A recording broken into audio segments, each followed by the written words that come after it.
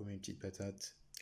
Aujourd'hui j'ai envie de présenter Greenland. C'est une présentation rapide, donc c'est un jeu de Phil Eklund et de Karim Chakroun pour les illustrations. Donc c'est chez Sierra Madre Games, c'est la maison d'édition de Phil Eklund. Et donc voilà, donc c'est la troisième édition qui est passée récemment en financement participatif, en même temps que la réédition de Néandertal. Et donc voilà, en tout cas je vous recommande déjà tous les jeux de cet éditeur qui sont vraiment très intéressants, qui ont la réputation d'être un peu compliqués. Et donc c'est pour ça que je voulais faire une rapide présentation de celui-ci, Greenland. Voilà, c'est un de ceux qui est le plus simple à prendre en main en tout cas. Donc vous allez voir que c'est vraiment relativement simple au niveau de la mécanique. Par contre, évidemment, les possibilités dans le jeu sont nombreuses. Le jeu est assez riche, assez profond.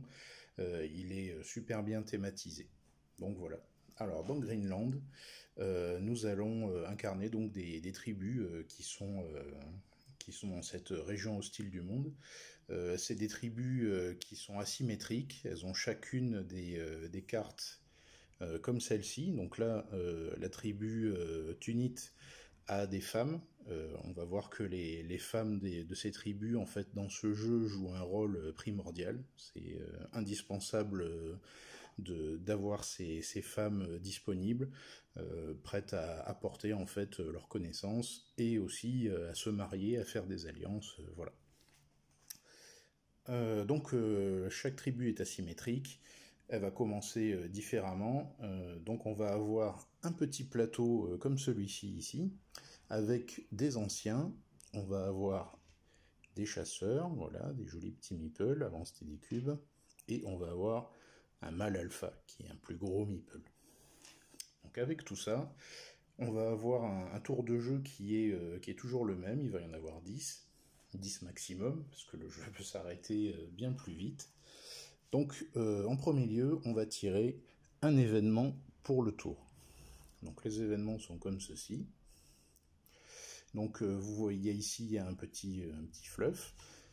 Ici, on va avoir donc tous les paramètres qui vont s'altérer pendant ce tour. Voilà. Et pour nous aider à bien comprendre toutes ces petites icônes, on va avoir une pierre de rosette, voilà, avec tous les symboles du jeu. Donc après quelques parties, ça devient vraiment très simple, très facile à traduire. Donc voilà. En premier lieu, l'événement, donc qui va apporter essentiellement que des désagréments à tout le monde. Du coup, il va falloir jouer avec ces anciens qui sont ici, qui vont tout simplement nous protéger, nous apporter des avantages, des bonus, voilà. Donc c'est important de développer ces anciens, de les protéger de la mort, bien sûr, parce qu'on meurt beaucoup dans un tel environnement. Ensuite, on va envoyer ces chasseurs sur les cartes. Donc il y a deux bandes de cartes, donc le Greenland du nord et le Greenland du sud. Les cartes sont différentes entre les deux bandes, voilà, c'est important. Certaines tribus en fait vont tout simplement être spécialisées dans la chasse ou dans la pêche, et d'autres pas du tout. Donc on va aller chercher des animaux.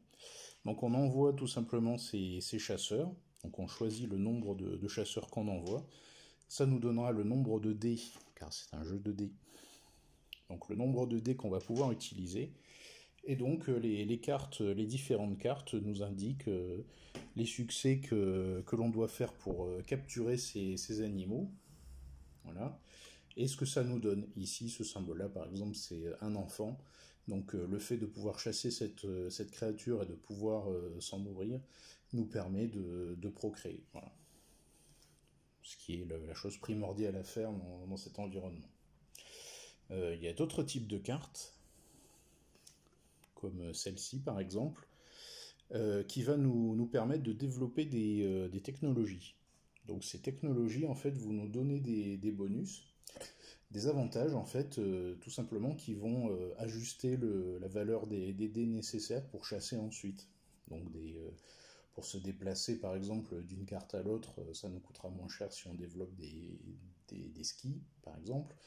ou si on a des armes en fer ou en métal, ça sera beaucoup plus intéressant pour nous. Voilà. Donc ça, c'est la deuxième partie. Les chasseurs vont aussi pouvoir aller se marier avec les femmes des autres tribus. Donc là, c'est une phase de négociation, voilà, qui est très importante aussi. Et puis voilà, donc voilà pour les chasseurs. Ensuite, si l'occasion se présente, on va pouvoir avoir une phase d'animaux domestiques. Donc c'est pareil, la domestication d'animaux, c'est pas toutes les tribus. Donc ces animaux, il va falloir tout simplement les nourrir avec des ressources, donc des disques d'énergie, donc c'est de la graisse animale, de la viande, etc. On a aussi d'autres ressources qui nous permettront aussi pendant le jeu de miser. Voilà, miser sur différentes enchères possibles, par exemple pour obtenir des cartes qui sont ici. Et puis voilà, donc, et enfin, donc on va faire les différentes actions que nous offrent nos anciens. Donc plus on aura d'anciens, mieux ce sera.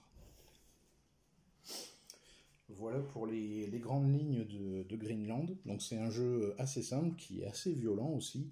La plupart des événements qui sont là, en fait, sont mortels. Il n'y a pas d'autre mot. Donc il faut s'en protéger grâce aux anciens, grâce à la prospérité de sa tribu au niveau des effectifs. Il faut développer beaucoup de choses très très vite, faire des alliances, c'est important. Et voilà. Et pour marquer des points, parce que ça reste un jeu de société comme les autres, on a ces trophées qui sont ici, qui sont là, voilà, qu'on va pouvoir apporter dans notre tribu. On va aussi pouvoir choisir de ne plus être polythéiste, car tous les plateaux de base sont polythéistes. On va pouvoir choisir de se laisser convertir par le christianisme. Voilà.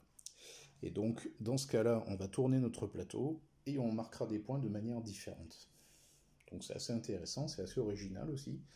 On marquera plus du tout on scorera plus du tout de la même manière. Donc c'est quelque chose d'assez radical. Et puis voilà pour Greenland.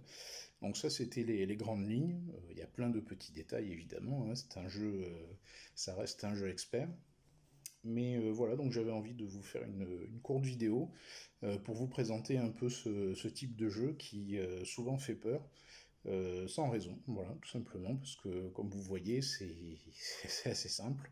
Il y a beaucoup d'événements, il peut y avoir beaucoup d'aléatoires, et on peut le réguler, le maîtriser, voilà, en allant sur le plateau et en récupérant des cartes qui vont améliorer le devenir de notre tribu. Voilà mes petites patates. Si ce genre de vidéo vous intéresse, hein, n'hésitez pas à me le mettre en commentaire.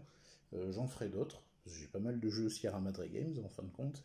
Et j'ai aussi pas mal de jeux qui font en général peur.